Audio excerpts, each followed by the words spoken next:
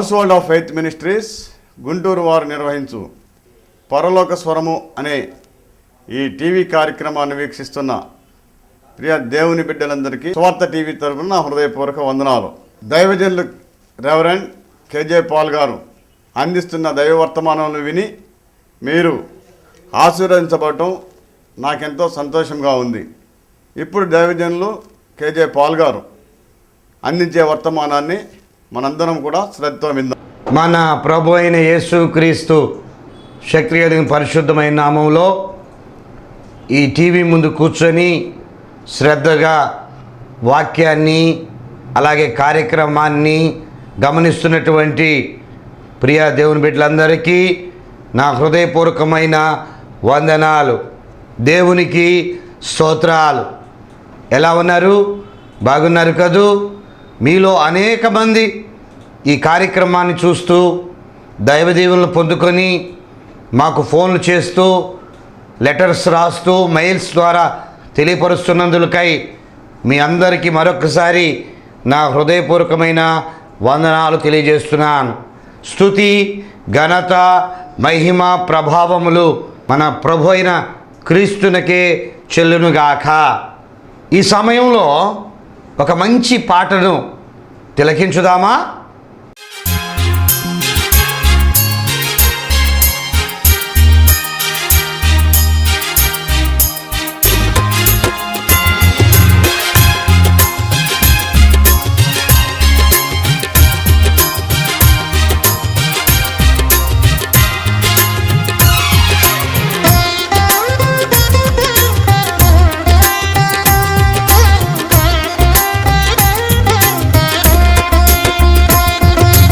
పరలోకమే నా అంతఃపురం, చేరాలనే నా తాపత్రయం. పరలోకమే నా అంతఃపురం, చేరాలనే నా తాపత్రయం. యేసుదేవరా కనికరించవా, దారి చూపవా. యేసుదేవరా కనికరించవా, దారి చూపవా. పరలోకమే నా అంతఃపురం, చేరాలనే నా తాపత్రయం. పరలోకమే నా అంతఃపురం, చేరాలనే నా తాపత్రయం.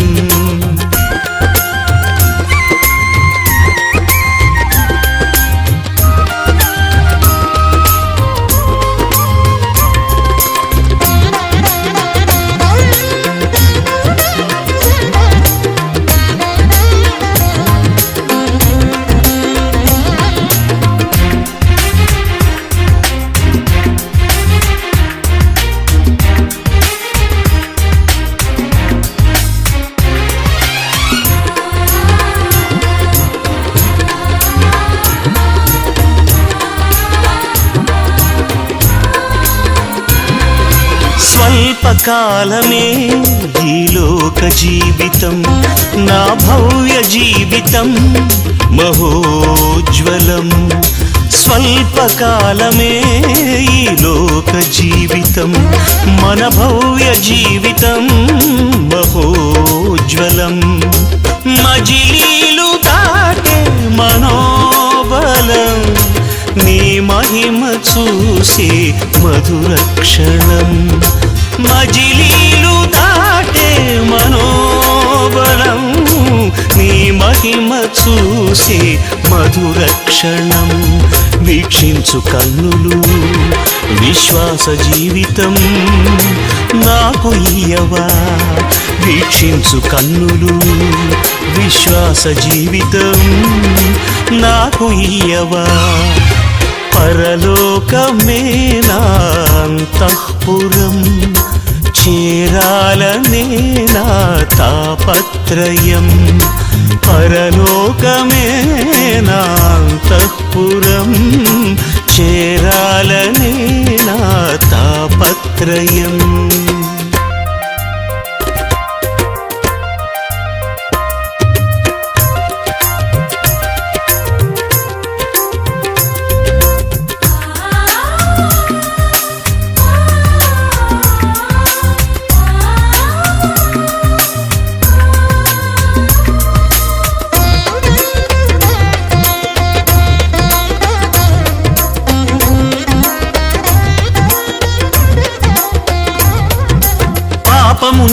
ప్రేమించే శక్తిని నాకివ్వు, పరులను ప్రేమించే మనసే నాకివ్వు, పాపమునెదిరించే శక్తిని నాకివ్వు, పరులను ప్రేమించే మనసే నాకివ్వు, ఉద్రేకపరచే దురాత్మను ఎదిరించి పోరాడే శుద్ధాత్మను, ఉద్రేకపరచే దురాత్మను ఎదిరించి పోరాడే శుద్ధాత్మను, మోకాళ్ళ జీవితం కన్నీటి అనుభవం నాకు నేర్పవా, మోకాళ్ళ జీవితం కన్నీటి అనుభవం నాకు నేర్పవా, పరలోకమే నా అంతఃపురం,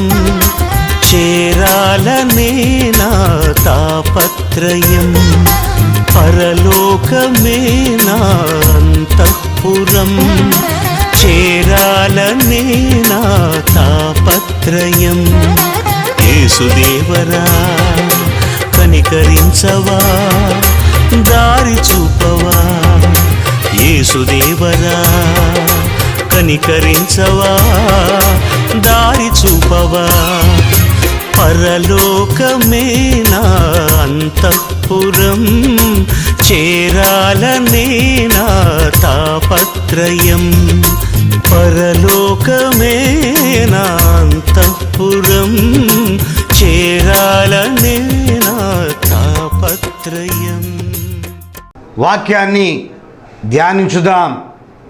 దయచేసి నాతో కలిసి బైబిల్ను చేతపట్టుకొని ఇటు అటు మీ మనస్సును కేంద్రీకరించకుండా ఫోన్స్ను స్విచ్ ఆఫ్ చేసి దయచేసి ఈ వాక్యమును శ్రద్ధగా ఆలకించుమని ప్రభు పేరిట మీకు తెలియజేస్తున్నాను. వాక్యాన్ని ధ్యానం చేద్దాం. యోహాను సువార్త 5వ అధ్యాయం మొదటి వాక్యాన్ని మనము గత టీవీ కార్యక్రమంలో కొద్ది నిమిషాలు ధ్యానం చేశాం. ఏమి ధ్యానం చేశాము? మనము పండగ సీజన్లో ఉన్నాం. అంటే ప్రధానమైన పండగ క్రైస్తవులకు క్రిస్మస్ పండగ. ఈ పండగలో మన యొక్క ప్రవర్తన ఎలా ఉండాలి, ఏ రీతిగా ప్రవర్తించమని బైబిల్ చెబుతుంది, పండగ యొక్క ఉద్దేశం మన పట్ల ఎలా ఉంటుంది, దేవుని వాక్యం ఏమని చెబుతుంది అనే విషయాలపైన దయచేసి మంచి ప్రసంగాలు మనం వింటూ ఉన్నాం. మీలో అనేకులు నాకు ఫోన్ చేసి చెప్తున్నారు, దైవజనుడా మంచి ప్రసంగాలు మాకు తెలియజేస్తున్నారు, నిజంగా దేవుని వర్తమానంలో ఇంత శక్తి ఉందని మేము గుర్తెరుగుతున్నాము అని మీలో అనేకులు మాకు తెలియజేయటం నిజంగా ఎంతో సంతోషదాయకం. దయచేసి ప్రియా దేవుని బిడ్డలారా వాక్యాన్ని గమనించుదాం. పండగ సీజన్లో ఉన్న మనము ఏ రీతిగా జీవించాలో చక్కగా వాక్యం చెబుతుంది. ఈరోజు గత టీవీ కార్యక్రమంలో కొనసాగింపుగా పండగలో మన ప్రవర్తన ఎలా ఉండాలి అనే దానిని కొద్ది నిమిషాలు ధ్యానం చేద్దాం. వాక్యాన్ని చదువుకుందాం. అటు తరువాత యూదుల పండుగ ఒకటి వచ్చెను గనుక యేసు యెరూషలేమునకు వెళ్ళెను. ఏంటండి చదవబడినటువంటి లేఖన భాగంలో మనం గనక గమనిస్తే యూదుల పండగ ఒకటి వచ్చిందట. ఎప్పుడు? యేసు ప్రభు శరీరధారిగా ఉన్న రోజుల్లో ఆయన 33.5 సంవత్సరాలు ఈ భూమి మీద ఆయన జీవించి ఆయన సేవ 30 సంవత్సరాల ఈడులో ప్రారంభించిన తర్వాత యేసు ప్రభువారు ఆ 3.5 సంవత్సరాలు చేసిన అద్భుతాలు అన్నీ కావు. ఎన్నెన్నో గొప్ప కార్యాలు చేసినటువంటి యేసయ్య, చాలా బిజీగా ఉన్న యేసయ్య. గమనించండి, యేసు ప్రభు ఎలా ఉన్నాడు తెలుసా? ఆయన తల వాల్చుటకు చోటు దొరకట్లేదు. అంటే అంత చాలా బిజీగా ఉన్నటువంటి యేసు ప్రభు పండగ ఒకటి వచ్చితే, ఏం పండగది? యూదుల పండగ ఒకటి వచ్చిందట. గమనించండి, యూదుల పండుగలు ఎన్ని ఉన్నాయి, పండగ యొక్క ఉద్దేశాలు ఏమిటి, యూదులకు దేవుడు ఏ ఏ పండగలు నియమించాడు, ఆ పండగల యొక్క ఉద్దేశం ఏమిటి అనే దానిని మనం రాబోయే టీవీ కార్యక్రమాల్లో చూడబోతున్నాం. అందుకే దయచేసి మీరెవరు టీవీ కార్యక్రమాలు మిస్ కావద్దని ప్రభుపేట మీకు తెలియజేస్తూ ఉన్నాను. గమనించండి, పండగ అయితే వచ్చింది. ఆ తర్వాత ఏం జరిగింది? యేసు ప్రభు ఒక చోటకి వెళ్ళాడు. ఎక్కడికి వెళ్ళాడు? యెరూషలేమునకు వెళ్ళాను. పండగ అనగానే నాకు చాలా గుర్తొచ్చినాయి. ఏంటో తెలుసా? నేటి కాలంలో పండగ సీజన్లో ఎలా ఉంటారు మన జనాంగం? పండగ అంటే ఏమండి, ఇళ్లను బాగు చేసుకోవటం అంటే ఇల్లు బాగుండాలి, ఒళ్ళు బాగుండాలి, వాతావరణం బాగుండాలి, అన్నీ బాగుండాలి. ఆ మధ్య ఒక సంవత్సరం ఒక దేశంలో ఏం జరిగిందో తెలుసా? పండగ సీజన్లోనే తుఫాను వచ్చిందండి. ఆ సంవత్సరం వాళ్ళ యొక్క జీవితాలు ఎలా ఉన్నాయో తెలుసా? అన్నీ కోల్పోయారు. పెనుగాలి వచ్చి లేపుకొని వెళ్ళింది, ఇళ్ళనే వెళ్ళిపోయింది. ఇంకేం పండగ చేస్తారండి? గమనించండి, పండగ సీజన్లో వాళ్ళు సరైన బట్టలు లేవు, సరైనటువంటి ఇళ్ళు లేవు. కానీ మనకైతే దేవుని మహాకృపను బట్టి మంచి వాతావరణం, మంచి ఇండ్లు, మంచి బట్టలు, మంచి గృహ వాతావరణం అన్నీ దేవుడు అనుగ్రహించాడు. మరి అట్లాంటిది ప్రియ సహోదరి సహోదరుడా, పండగ సీజన్లో మనం ఎలా ఉండాలో తెలుసా? వాక్యం చెప్తుంది. కొద్ది నిమిషాలు ధ్యానం చేద్దాం. లోకరీతిగా అయితే ప్రజలు ఎలా ఉంటారో తెలుసా? ఇండ్లని అలంకరించుకోవటం. నెంబర్ 2 ఏమండి, మంచి బట్టలకి ప్రాధాన్యత. నెంబర్ 3 పిండి వంటలు అంటే తిండి విషయంలో ప్రాధాన్యత. నెంబర్ 4 గ్రీటింగ్స్, ఇతరులకు సందేశాలు, మంచి మంచి దేవుని వాక్యాలే కావచ్చు, ఇంకా విశేషే కావచ్చు, చెప్పుకుంటారు. ఈ లోకరీతిగా చాలా విధానాలు ఉన్నాయండి. కానీ పండగ సమయంలో మన యొక్క ప్రవర్తన ఎలా ఉండాలి అనేది బైబిల్ ఏం చెబుతుందో ఒక్కసారి గమనించుదాం. నాకైతే ఈ వాక్యం భలే నచ్చింది. ఏంటో తెలుసా? యేసు ప్రభు పండగ సమయంలో ఏం చేశాడు అది నాకు కావాలి. కాబట్టి నేను వాక్య ధ్యానం చేస్తున్నప్పుడు దేవుడు చక్కని గ్రహింపు నాకు ఇచ్చాడు. ఏమిటో తెలుసా? యేసు ప్రభు అట అంత బిజీ షెడ్యూల్ ఉన్న యేసయ్య ఎక్కడికి వెళ్ళాడు తెలుసా? యెరూషలేమునకు వెళ్ళాడట. గమనించండి, ఈ సమయంలో నాకు ఒక తలంపు వచ్చింది.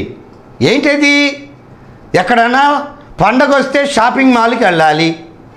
పండగ వస్తే ఏమండి, చాలామందిని నేను గమనించా. పండగల్లో కొంతమంది ఏంటి తెలుసా? పండగ రోజున సినిమాకు పోయామండి, కొత్త సినిమాకి అన్నవాళ్ళు లేకపోలేదు. పండగ రోజున ఆ మధ్య ఒక సహోదరి ఏడుస్తూ ఉంది. ఏమని ఏడుస్తుందంటే, అమ్మా పండగ ఏంటి బాగా చేశావా అని అడిగితే ఆ మనిషి ఏమంటుందో తెలుసా? అన్నయ్య ఏం పండగలేంటి అని అంటుంది. అని ఆశ్చర్యపోయా. ఏమిటో తెలుసా? ఆ తర్వాత అడిగే, ఏమ్మా ఎందుకని పండగ సరిగ్గా చేయలేకపోయావు అని అడిగితే, ఇంకేం చెబుతున్నా అన్నయ్య, మా ఇంటి యజమాని నిన్న అనంగా వెళ్ళాడు ఇంట్లో నుంచి, మరలా నేటికి ఇంతవరకు రాలా. ఈరోజు ఏంటో తెలుసా? పండగ అయిపోయిన మరుసటి రోజు. నేను అడిగింది పండగ అయిపోయిన మరుసటి రోజు అడిగా.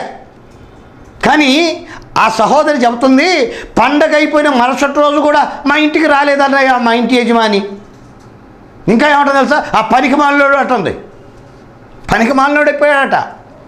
కట్టుకున్న భార్యకి భర్త పనికి మాలినోడు అయ్యాడు. కారణం ఏంటంటే పండగ రోజున కూడా ఇంటి పట్టున లేడండి. ఎక్కడికి పోయాడు తెలుసా? బార్లో కూర్చున్నాడంట, ఏదో బార్లో.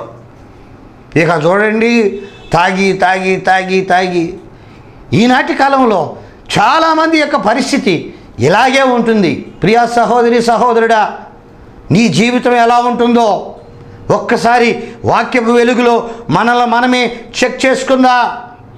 పండగ ఎందుకో తెలుసా? నాకు ఒక పాట గుర్తుకొస్తుంది పండగ అంటే. ఏంటి ఆ పాట? చేశావు పండుగ వెలిగావు నిండుగా, చేశావు పండుగ, వెలిగావు నిండుగా, నా దీపము యేసయ్యా నీవు వెలిగించినావు.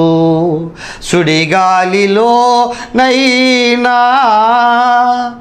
జడివానలో నైనా ఆరిపోదులే నీవు వెలిగించిన దీపము, నీవు వెలిగించిన దీపము, నీవు వెలిగించిన దీపము, నీవు వెలిగించిన దీపము. ప్రియా దేవుని బిడ్డ, పండగ అంటే ఎలా ఉండాలంటే వెలగాలి. కానీ ఈ దీపం ఎక్కడికి పోయి ఆరిపోతుందో తెలుసా?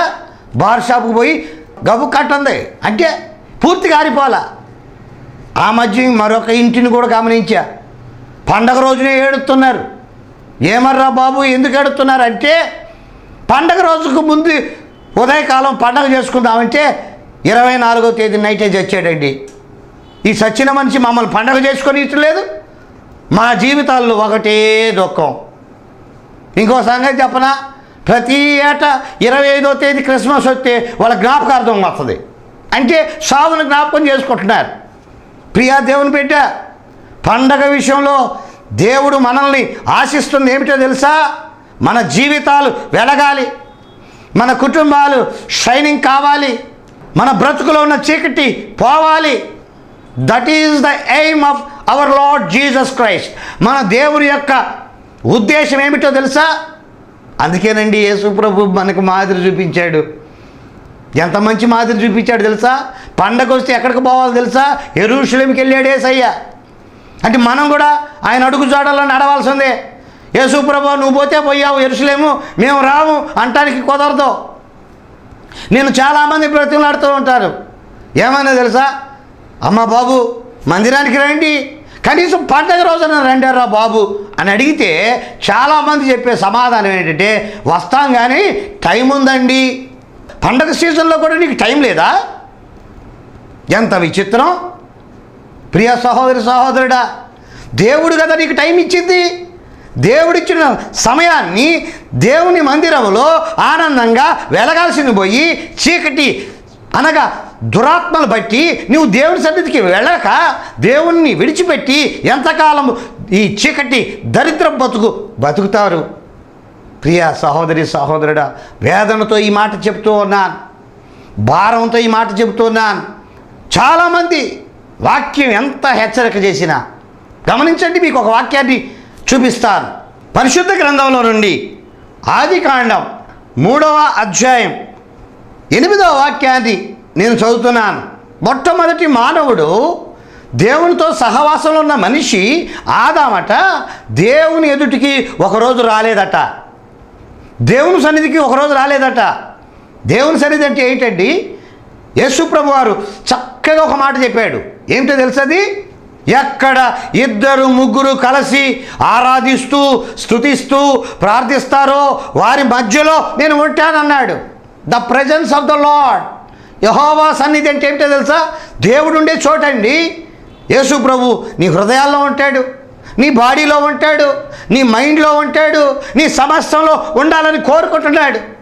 కనుక ఎందుకు ఆలస్యం చేయటం? కానీ బైబిల్లో గమనిస్తే తొలి మానవుడు ఉన్నాడే ఆదాము, ఆ ఆదాములో ఉన్న లక్షణాలే ఈ రోజున చాలామందికి వస్తున్నాయి. ఏంటది? ఆ ఆదాము దేవుని దగ్గరికి రాలే. ఎప్పుడు? తోటలోనే ఉన్నాడు. గత టీవీ కార్యక్రమాల్లో మీరు తెలుసుకున్నారు. ఏదేను దానిలో ఒక తోట వేశాడని. ఏదేను అనగా ఆనందకరమైన స్థలం, తోట అనగా సంఘము, సహవాసం. ఎప్పుడైతే ఒక వ్యక్తి సంఘ సహవాసంలో ఉంటాడో ఆ వ్యక్తి ఆనందంగా జీవించగలుగుతాడు. ఈరోజు చాలామంది చర్చికి వెళ్ళరు, దేవుని వాక్యం వినరు, చర్చిలో ఆనందించరు, దేవుని యొక్క సన్నిధి అంటే భయం భక్తి లేదు. కానీ చూడండి, మొట్టమొదటి మనిషి ఆదాం దేవునితోనే ఉంటున్నాడు, కానీ ఒక రోజున దేవుని ఎదుటికి రావట్లేదట. ఏమని రాయబడింది చదువుతాం. ఆదికాండము 3వ అధ్యాయం 8వ వాక్యం. చల్లపోటను ఆదామును అతని భార్యయు తోటలో సంచరించుచున్న దేవుడైన యెహోవా స్వరము విని. ఏం విన్నారట? సినిమా స్వరం కాదు. ఏం స్వరం? జిగు జిగు మ్యూజిక్ స్వరం కాదు. డ్యాన్స్ ప్రోగ్రాముల స్వరాలు కావు. సీరియల్ స్వరాలు కావు. ఏ స్వరం? దేవుని స్వరం. అందుకే ఇంగ్లీష్ వర్షన్లో ఎలా ఉందో చదువుతాను. The sound of the lord. ఈ రోజున చూడండి, ఎక్కడైనా మీటింగ్స్ పెడతామనుకోండి, అబ్బా మాకు ఈ చెవులు బయలుపోతున్నాయండి, మేము ఈ వాక్యం వినలేకపోతున్నామండి, కంప్లైంట్లు. పాస్టర్ ఏం చేస్తాడండి? సంఘం ఏం చేస్తుందండి? 4 మంచి మాటలు ప్రజలకు వినిపించాలని వాళ్ళు పెట్టుకుంటుంటే మీటింగ్స్, ఈ రోజున చాలా సాతాను ఆటంకాలు. ఏమిటి? మేము ఈ స్వరం వినలేం. ఏ స్వరం? దేవుని స్వరం మేము వినలేమండి. ఎంత విచారం, ఎంత దౌర్భాగ్యం. దేవుని మాటలు వినటానికి నీకు అసహ్యం వేస్తుందా? దేవుని మాటలు నీకు ఎలర్జీగా ఉంటున్నాయా? అయితే నీలో సాతాను ఉందన్న సంగతి ఈ టీవీ ముందు కూర్చొని శ్రద్ధగా వాక్యం ఉంటున్న మిమ్మల్ని కాదండి, చాలామంది, అంటే చాలామంది ఉన్నారు మన బ్రదర్స్ అండ్ సిస్టర్స్, వాళ్ళల్లో సాతాను యొక్క లక్షణాలు కనపడతాయి. ఏంటి? మీరు గమనించండి, సాతాను యొక్క లక్షణము చాలా ఈజీగా కనిపెట్టవచ్చు.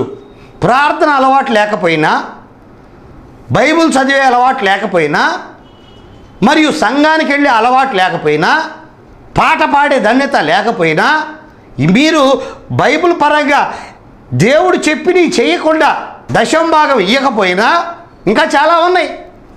మీకు మెట్టుకి కొన్ని హైలైట్స్గా చెబుతున్నాను. దేవుడు చెప్పింది చెయ్యని ప్రతిదీ సాతాను లక్షణమే.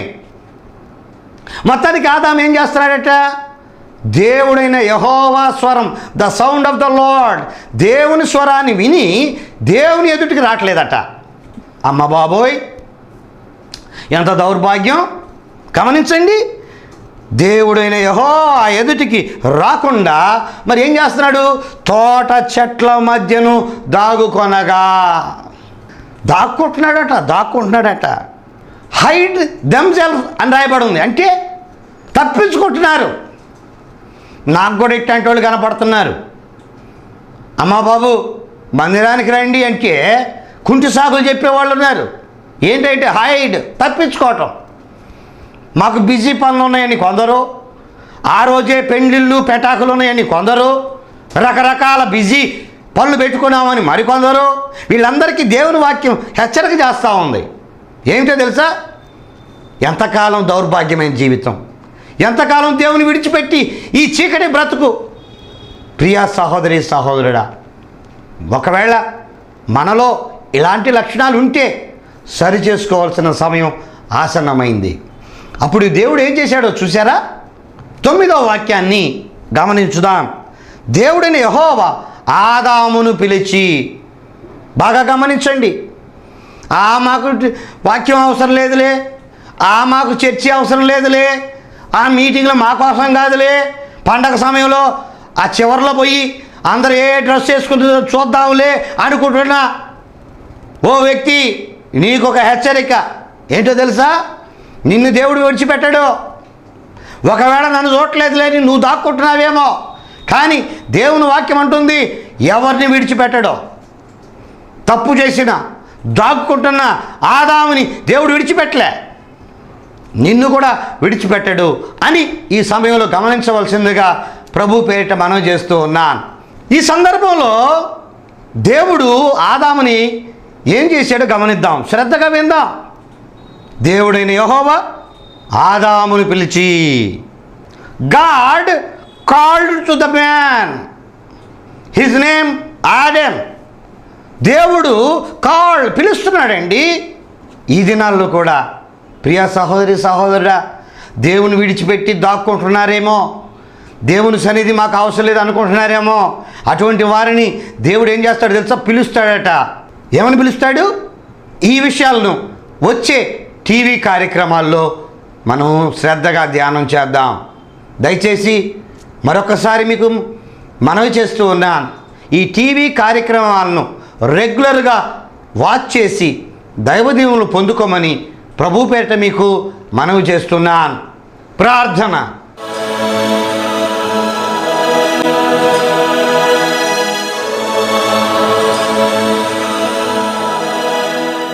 ప్రేమ కలిగిన తండ్రి, ప్రభువా, యేసయ్యా, మీ ఘనమైన పాదాలకు కృతజ్ఞతాస్తుతులు, స్తోత్రాలు. నీ బిడ్డలమైన మమ్మల్ని ఇంతగా ప్రేమించే దేవుడు నీవు తప్ప మరొకరు లేరు యేసయ్యా. నీవే మా ఆధారం, నీవే మా జీవనం, నీవే మా సమస్తం, నీవే మా సర్వం అని నీ వాక్యం ద్వారా తెలుసుకుంటూ ఉన్నాం. కనుక ఈ టీవీ ముందు కూర్చొని ఎందరైతే శ్రద్ధగా వాక్యాన్ని విన్నారో, ఎందరైతే నాతో కలిసి ఈ ప్రార్థనలో ఏకీభవించి తీర్మానం చేస్తున్నారో వారందరినీ మీరు దీవించి ఆశీర్వదించి ఫలింప చేయమని వేడుకొంచున్నాం. రోగముల నుండి, అప్పుల బాధల్లో నుండి, ప్రతి విధమైన సమస్యల నుంచి విడుదల దయచేసి నెమ్మదిని, ఆరోగ్యమును, ప్రశాంతతను, సమృద్ధిని దయచేయమని నజరేయుడైన యేసు క్రీస్తు శక్తి కలిగిన పరిశుద్ధమైన నామంలో ప్రార్థించి స్తుతించి వేడుకొంచున్నాము తండ్రి. ఆమేన్, ఆమేన్, ఆమేన్. మా చిరునామా house hold of faith ministries, door number 8-13-86, new Guntur railway station road, Nehru Nagar, Guntur. Pin 522001. ప్రార్థనా అవసరాల కొరకు 8341612151 మరియు 9502908507. Our address, Household of Faith Ministries, door number 8-13-86, New Guntur Railway Station Road, Nehru Nagar, Guntur 522001. Our prayer request 8341612151 and 9502908507.